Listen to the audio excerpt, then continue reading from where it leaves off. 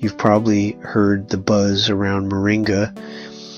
This so-called miracle tree has been used for centuries in traditional medicine.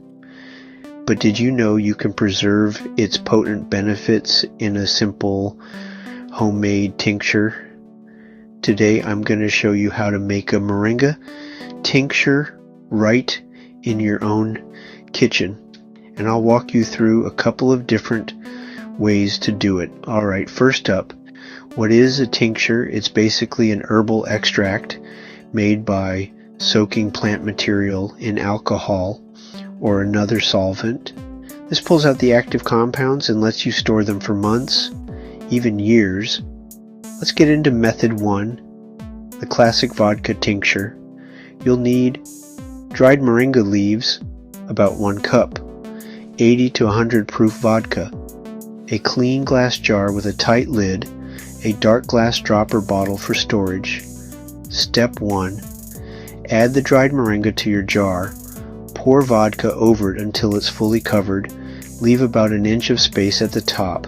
Seal the jar and give it a good shake. Now this part takes patience. Store it in a cool, dark place for about 4 to 6 weeks. Shake it every few days to keep things moving. Once time's up, strain it through cheesecloth or a fine mesh.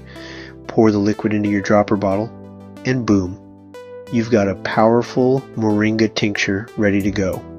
Now, if you want an alcohol-free option, here's method 2, the glycerin tincture. Same idea, but swap the vodka for food-grade vegetable glycerin.